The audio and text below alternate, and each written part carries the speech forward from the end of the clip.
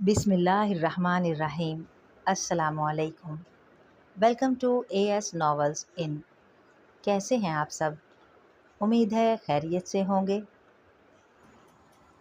پیش خدمت ہے ناول آب حیات کی قسط نمبر 11۔ آر یو شیور تم رہ لو گی؟ سالار اب بھی جیسے یقین دہانی چاہتا تھا۔ وہ 2 ہفتوں کے لیے نیو یارک اپنے بینک کی کسی ورکشاپ کے سلسلے میں جا رہا تھا اور امامہ اس بار اپارٹمنٹ میں ہی رہنا چاہتی تھی۔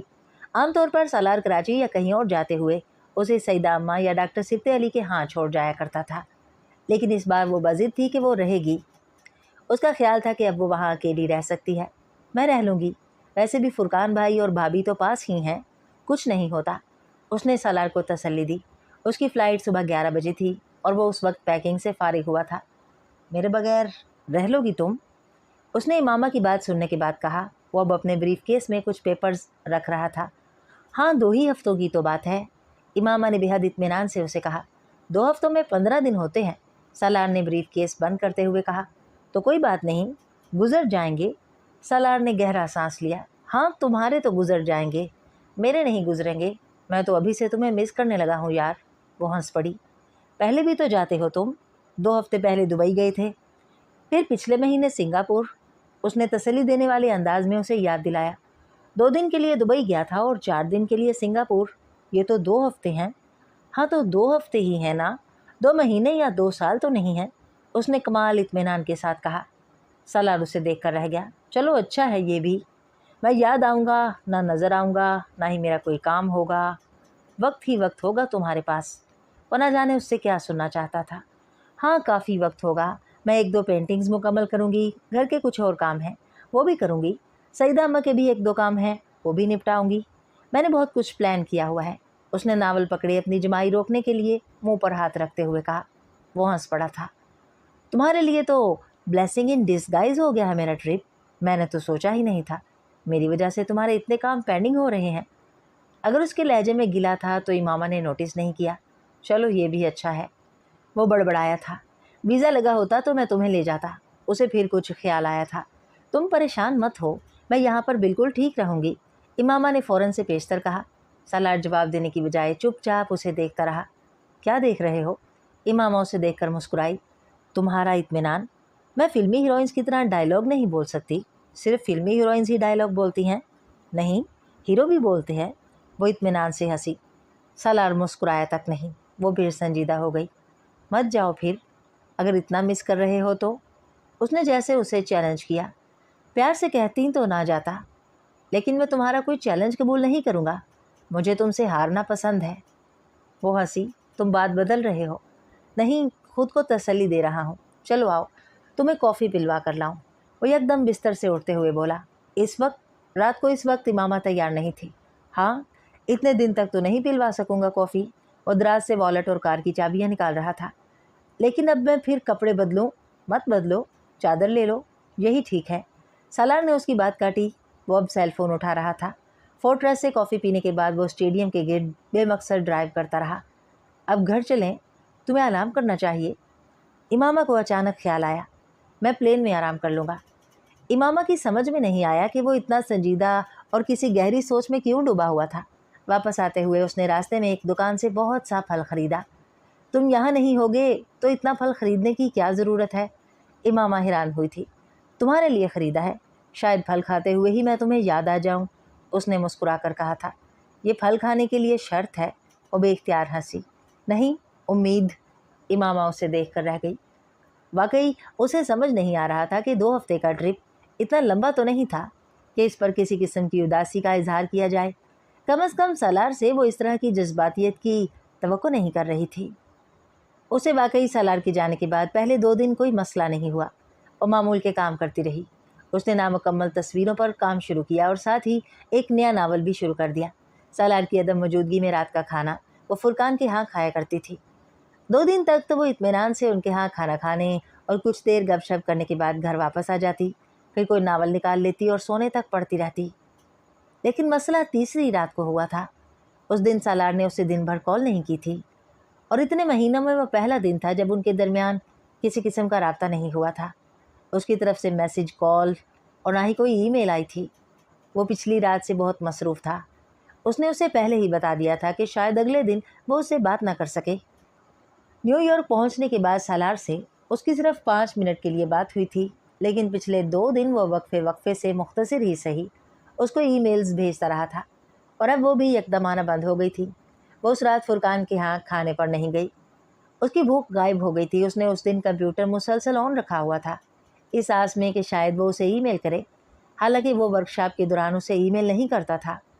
रात को उसने कॉफ़ी के लिए क्रीम निकालने के लिए फ्रिज खोला तो उसने केक का वो टुकड़ा देखा जो 2 दिन पहले वो एयरपोर्ट जाने से पहले खाते खाते छोड़ गया था। और इमामा की समझ में नहीं आया कि उसने केक का वो बचा हुआ टुकड़ा फ्रिज में क्यों रख छोड़ा था। न सिर्फ वो टुकड़ा बल्कि वो कैन भी जिसमें बचा हुआ जूस था। कुछ देर वो उन दोनों चीज़ों को देखती रही, फिर उसने फ्रिज बंद कर दिया। काफ़ी बनाकर वो टेरेस पर निकल आई जहाँ वो वीकेंड्स पर अक्सर बैठा करते थे। मुंडेर से नीचे झांकते हुए उसने सुर्ख ईंटों की उस मुंडेर पर 2 मग्स के निशान देखे थे, एक ज़रा गहरा, दूसरा बहुत हल्का। और रात को अक्सर यहाँ खड़े नीचे देखते हुए कई बार यहीं पर अपने मग्स रख दिया करते थे। नीचे बिल्डिंग के लॉन में कुछ बच्चे और लोग चहलकदमी कर रहे थे। तुम्हें बच्चे अच्छे लगते हैं? उसने एक दिन वहाँ खड़े नीचे खेलते और शोर मचाते हुए बच्चों को देखते हुए सालार से पूछा था। हाँ, लेकिन इस तरह के नहीं, उसने जवाबन चाय पीते हुए अपने कंधे उचकाकर मग से उन बच्चों की तरफ इशारा किया। वो हंस पड़ी। उसका इशारा शोर की तरफ था। मुझे तो हर तरह के बच्चे अच्छे लगते हैं, शोर करने वाले भी, उसने नीचे झांकते हुए कहा था। Good for you, but I can't stand them, Salar ने लापरवाही से कहा। दूसरों के बच्चे हैं इसलिए शोर करते हुए बुरे लगते हैं, अपने बच्चों का शोर कभी बुरा नहीं लगेगा तुम्हें, उसने रवानी से कहा। बच्चे, एक बच्चा काफ़ी है, वो चाय पीते पीते अटका। इमामा ने कुछ चौंक कर नीचे झांकते हुए उसे देखा। एक क्यों, तो कितने होने चाहिए? वो संजीदा हुआ। उसने एक लम्हे के लिए सोचा, कम से कम 4 और ज़्यादा से ज़्यादा 12। सालार ने हंसते हुए उसके जुमले में इजाफा किया था। वो उसे मजाक समझा था। मैं सीरियस हूँ, उसकी हंसी के रुकने पर उसने कहा। 4 बच्चे? तुम हवासों में हो? सालार ने मग मुंडेर पर रख दिया। कौन पालेगा उन्हें? उसे बेख्तियार तशवीश हुई। तुम और मैं, उसने इत्मीनान से कहा। मैं एक बच्चा पाल सकता हूँ, 4 नहीं, सालार ने दोनों हाथ उठाकर जैसे उसे हतमी अंदाज में कहा। ठीक है, तुम एक पाल लेना, 3 मैं पाल लूँगी, वो इत्मीनान से कहकर दोबारा नीचे झांकने लगी। इमामा, मैं संजीदा हूँ, और मैं भी। हम 4 बच्चे अफोर्ड नहीं कर सकते। उसे लगा कि उसे इमामा को मंतकी अंदाज में समझाना चाहिए। मैं तो कर सकती हूँ, मेरे पास वो पैसे हैं जो वो मैंने इसलिए नहीं दिए कि तुम उन्हें बच्चों की फ़ौज पर इन्वेस्ट करो, सालार ने झुंझुलाकर उसकी बात काटी। इमामा को बुरा लगा। वो कुछ कहने की बजाय बेहद खफगी के आलम में फिर नीचे देखने लगी थी। स्वीट हार्ट, हमको, सालार ने उसके कंधे के गिर्द बाजू फैलाकर उसे मनाने की कोशिश की थी। हाथ हटाओ, इमामा ने उसका हाथ झटका। मैंने क्या किया है? वो झुंझुलाया। तुम चाहती हो मैं घर, ऑफिस, स्कूल्स, डॉक्टर्स और मार्केटों के चक्कर लगाते लगाते बूढ़ा हो जाऊं? तो तुम क्या करते हुए बूढ़ा होना चाहते हो? तड़ से जवाब आया था। वो लाजवाब हो गया। वो खफगी भरी सवालिया नज़रों से उसे देख रही थी। मेरी समझ में नहीं आता कि लोग रात के वक्त अपने बच्चों को घर में क्यों नहीं रखते, दूसरों के दिखाने के लिए बाहर क्यों ले आते हैं। वह उसके सवाल का जवाब दिए बगैर मुंडेर से अपना मग उठाकर कुछ झुंझलाहट के आलम में अंदर चला गया था। इमामा को बेख्तियार हंसी आई थी। वो अब भी हंस पड़ी थी। मुंडेर के इस निशान को देखते हुए न जाने क्या क्या याद आया था। नीचे लॉन में फिर वही शोर बपा था। उसने पलटकर दीवार के साथ लगे उस रग को देखा जिस पर वो दीवार के साथ टेक लगाकर कभी कभार बैठकर गिटार बजाया करता था। उसे उसके गिटार में दिलचस्पी नहीं होती थी। वो उससे बातें करने के लिए उसके पास बैठा करती थी। गिटार बजाते हुए वो खुद नहीं बोलता था, सिर्फ उसकी बातें सुनता रहता, और वो मिकानिकी अंदाज में वक्फे वक्फे से उसके मुंह में कोई ना कोई खाने की चीज़ डाला करती थी। वो उसे देखता रहता और गिटार पर बारी बारी अपनी पसंद की कोई ट्यून बजाता रहता या अपने इंस्ट्रूमेंट्स को निकालकर उनकी सफाई करता रहता। वीकेंड्स पर उसका पसंदीदा मशगला था। उसे एहसास नहीं हुआ कि कॉफ़ी का मग हाथ में लिए उस रग को देखते उसकी कॉफ़ी कब की ठंडी हो चुकी थी।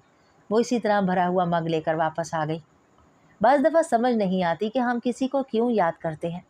याद करते हैं तो कोई याद आता है, या याद आता है तो याद करते हैं। दिल ये मुअम्मा कहाँ हल कर पाता है। फजर के बाद वो मुसलसल कंप्यूटर के सामने बैठी थी। कॉल नहीं तो कोई ईमेल सही। उसने वक्फे वक्फे से उसे 4-5 ईमेल्स की थी।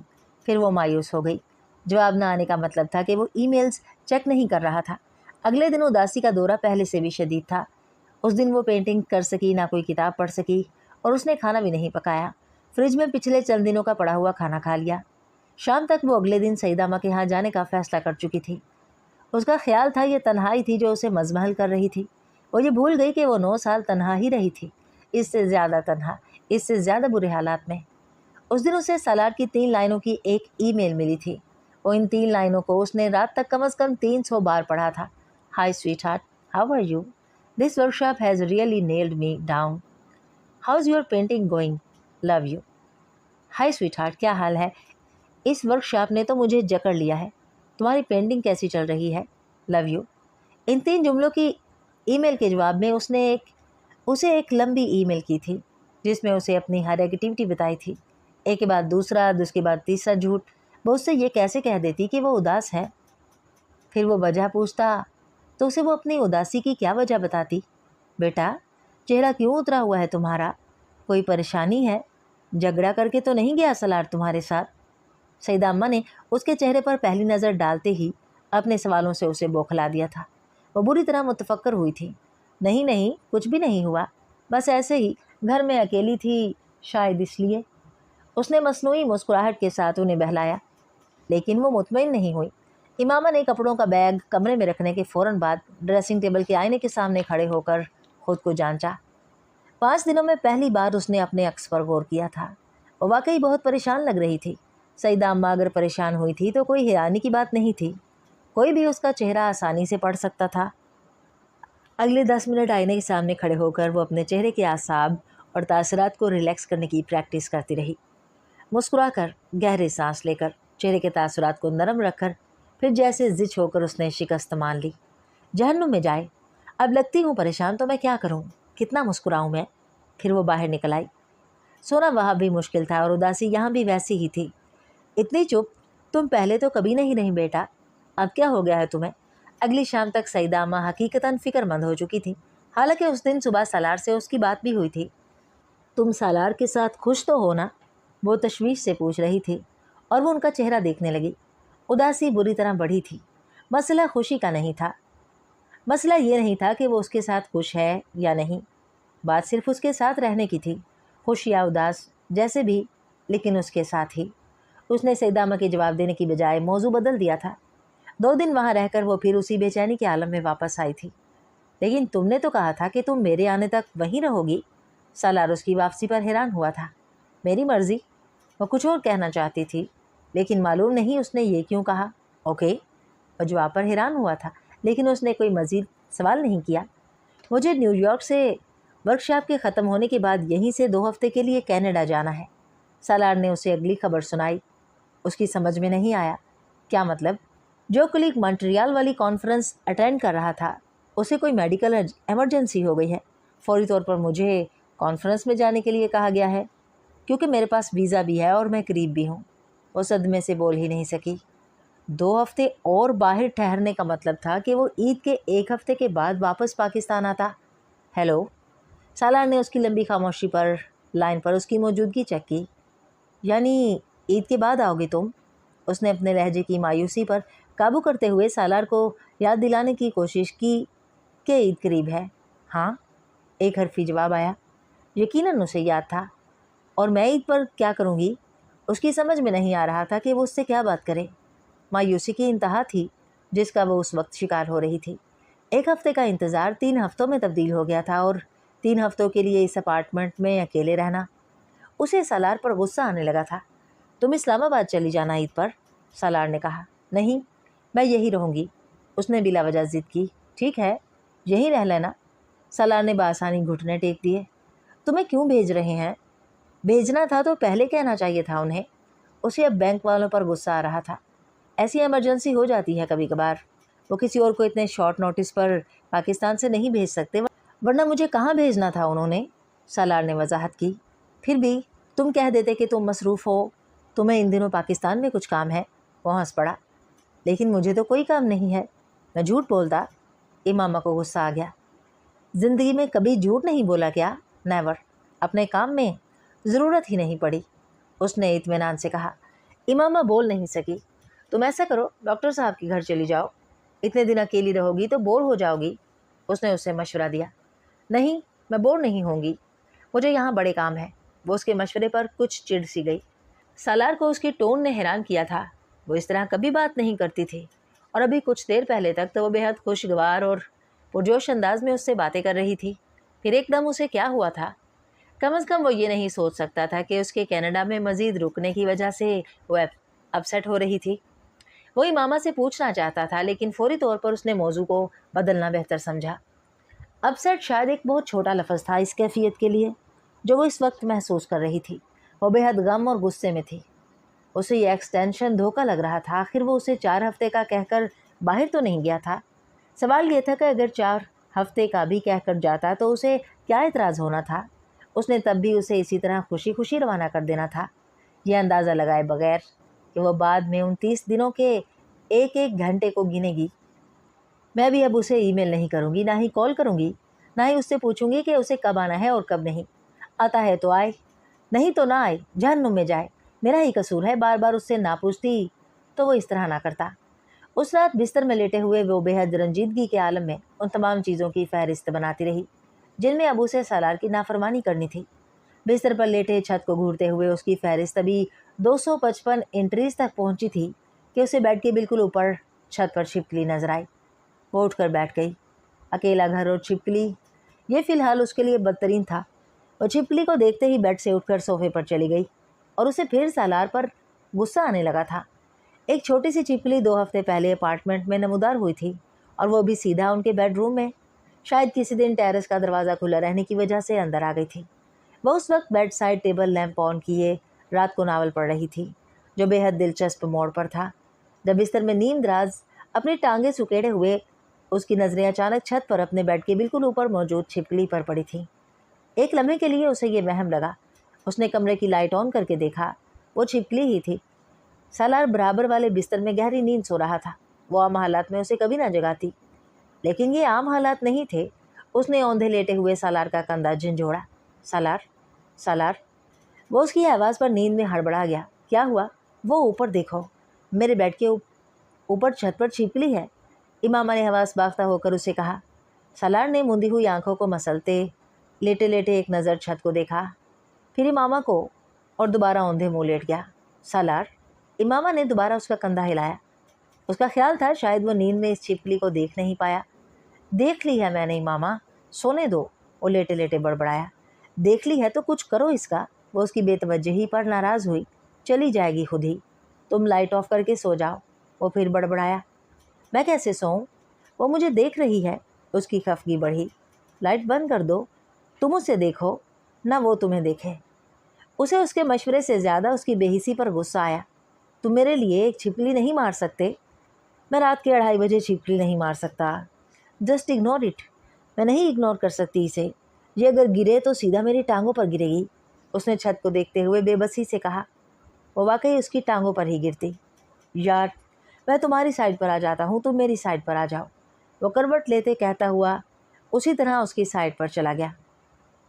वो उसके इशार से ज़्यादा उसकी दिलेरी से मुतासिर हुई थी। कमरे की बड़ी लाइट दोबारा बंद करते हुए वो अपना नावल लिए सालार का bed side table lamp on करके उसके बिस्तर में बैठ गई। सालार तब तक उसी तरह औंधे मुंह लेटे लेटे उसका साइड लैंप ऑफ कर चुका था। खुद को कदरे महफूज पाते हुए कुछ पुरसकून अंदाज में उसने नावल के चंद जुमले पढ़े, फिर दोबारा छिपकली को देखा। वो जैसे उसी जगह पर चिपक कर रह गई थी। इमामा ने सालार को देखा। वो उस छिपकली के ऐन नीचे बेहद इत्मीनान से उसी तरह कंबल ओढ़े औंधे मुँह लेटा था। सालार, तुम मर्द कितने बहादुर होते हो। उसने मर्दों को सराहना ज़रूरी समझा और समझदार भी। उसे जवाबन बड़बड़ाहट सुनाई दी। समझदार कैसे? वो सफ़ा पलटते पलटते चौंकी। छिपकली गिरती तुम्हारे बेड पर, लेकिन भागती मेरे बेड की तरफ। उसका मुंह मेरे बेड की तरफ है।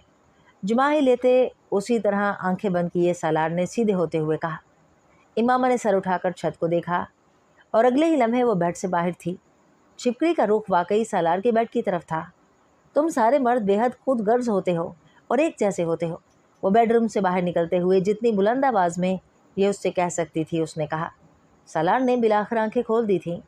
वो उसे तंग कर रहा था, लेकिन اب اسے اندازہ ہوا تھا کہ تنگ کرنے کے لیے یہ موقع شاید غلط ہے۔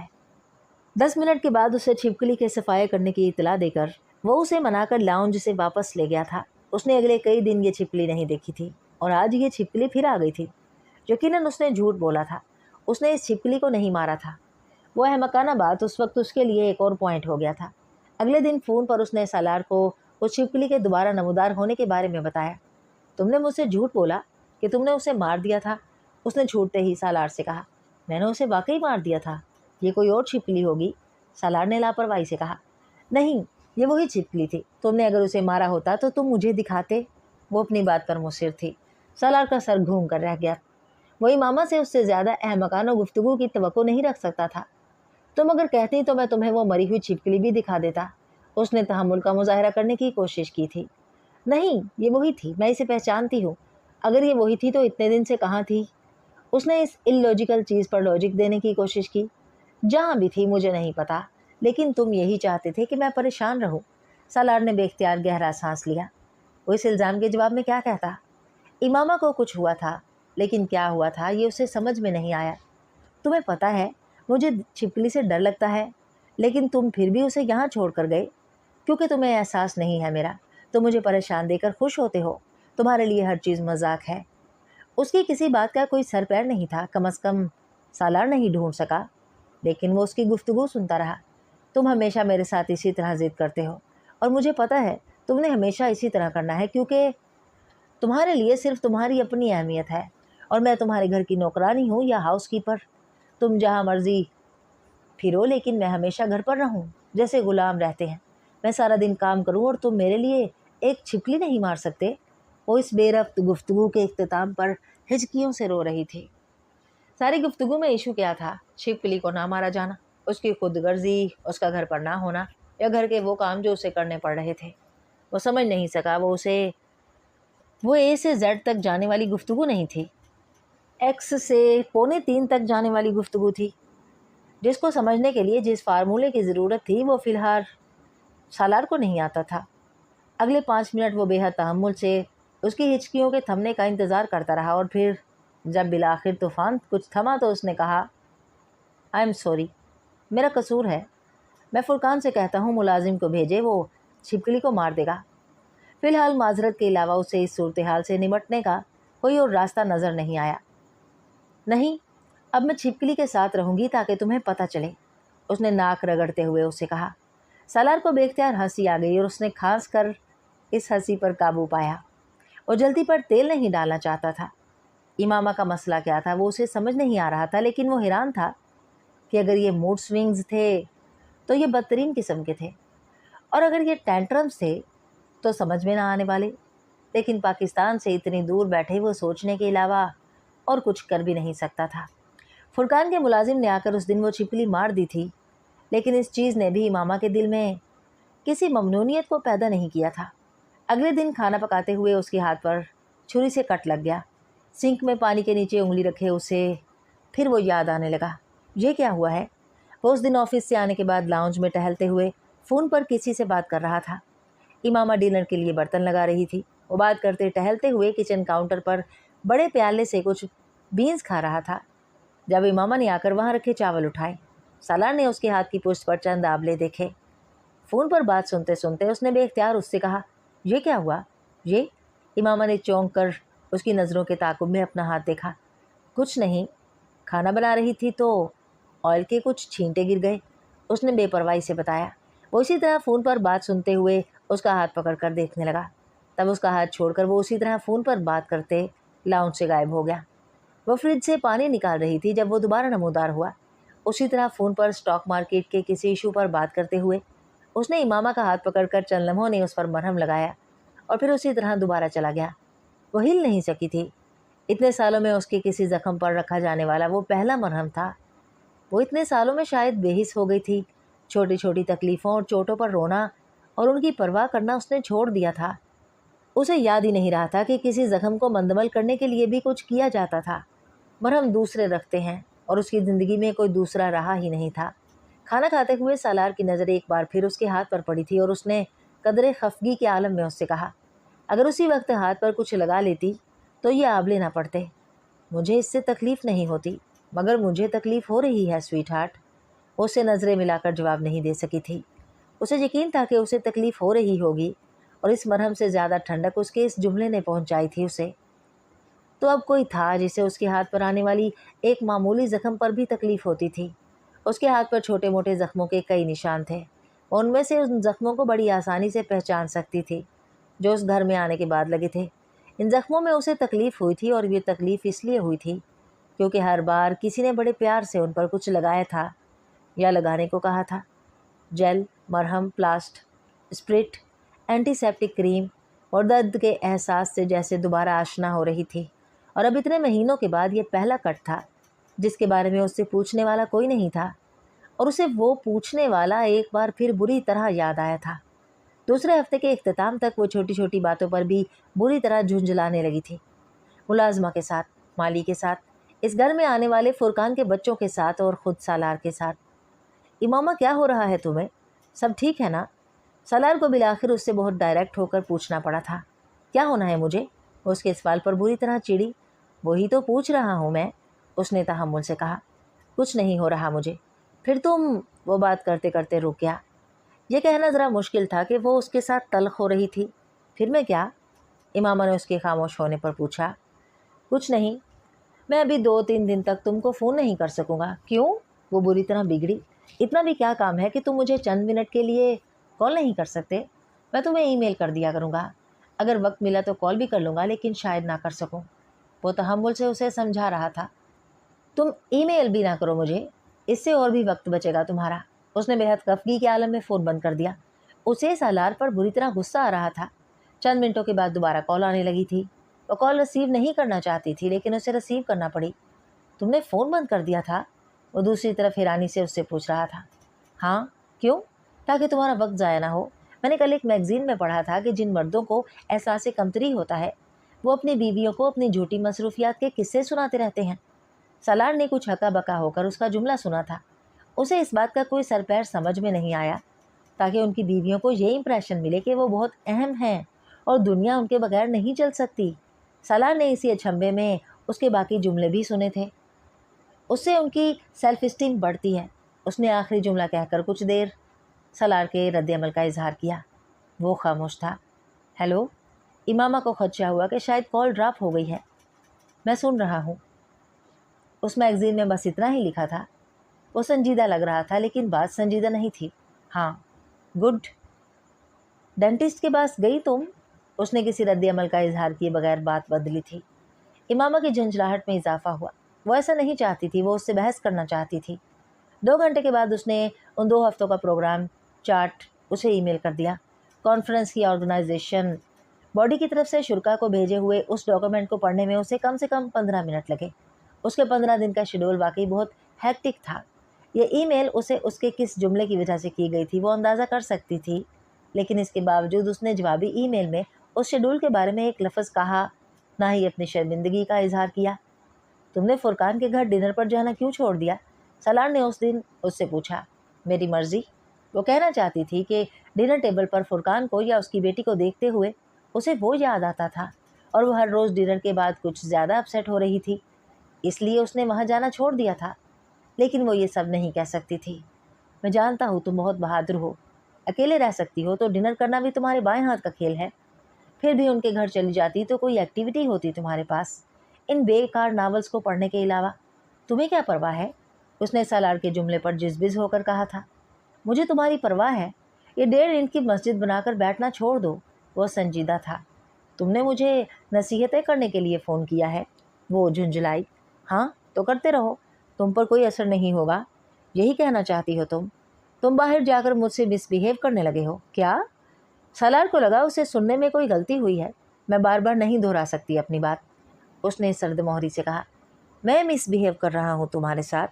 اس نے بے یقینی سے اس سے پوچھا۔ ہاں، جواب بالکل دو ٹوک تھا۔ سالار نے بے اختیار گہرا سانس لیا۔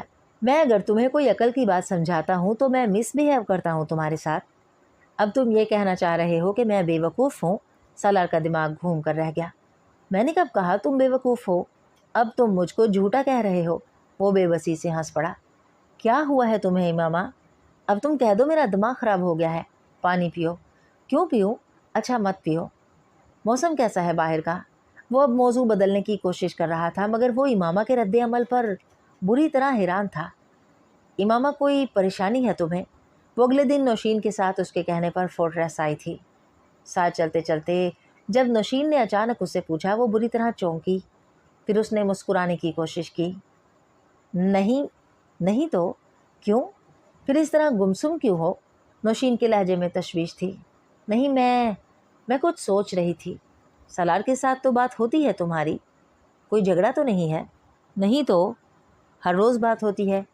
उसने बेइख्तियार मुस्कुराने की कोशिश के साथ ही डिस्प्ले पर लगे एक सूट की तरफ नौशीन को मतवज्जा किया। वो उसे ये कैसे बताती कि यहाँ उसके साथ फिरते हुए उसे सालार बुरी तरह याद आ रहा है।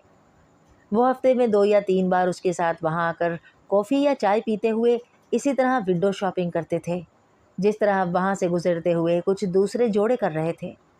वो उसे कैसे ना याद आता।